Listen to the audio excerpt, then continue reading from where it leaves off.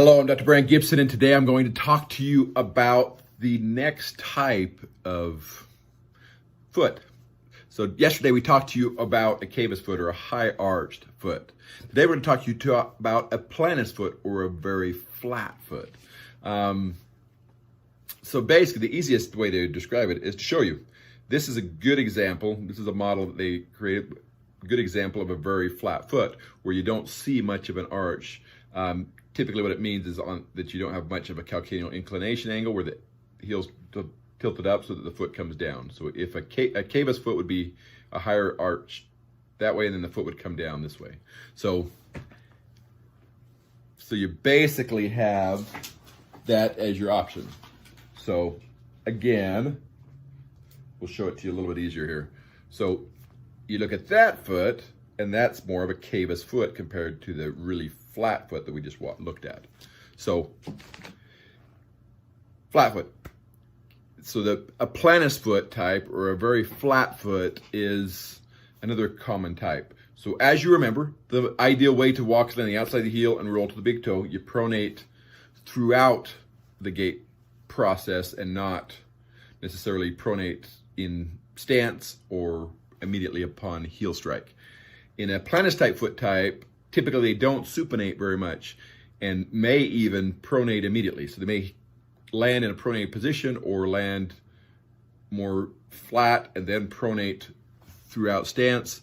And in severe Pes Planus, they're going to actually roll in to the point where it looks like their ankles are going to about touch the ground. Planus foot types used to keep people from being able to be active because they'd have significant pain associated with it. That just having that foot type is not the reason necessarily that you're having pain. It's usually another problem. It may be the posterior tibial tendon dysfunction that we talked about in another video, because you're overworking that tendon and the foot's flattening out and arch is collapsing, and it's causing severe discomfort when you stand or walk or anything like that. So with a planus foot type, you're going to typically have wear and tear on the inside of the shoe instead of on the outside of the shoe. You're going to have a higher possibility of having a bunion type deformity, or having the even what we call a hallux limitus, where the bunion is on the top of the foot, so you get limited motion of the big toe because you're putting so much pressure through it. It increases your chances of some of the other deformities of the foot just because of how you're walking. So shoes, in a cavus type foot, we're telling you that you don't really want a motion control type shoe because it will make your supination worse. In this case, a motion control shoe will support that arch a little bit more and sometimes is necessary or valuable for an individual that has a very flat foot.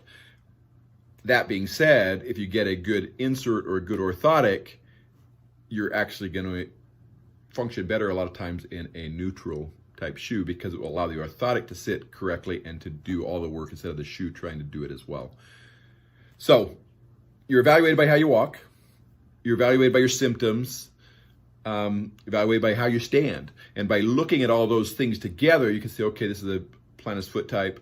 X-rays will show a decreased, like we said, calcaneal inclination angle, which also says that this is an anatomic problem, not a injury problem where you're flattening out because of loss of strength to a tendon or a ligament or something like that. Does it need to be treated if you're flat-footed? If there is no pain, no symptoms, then not necessarily.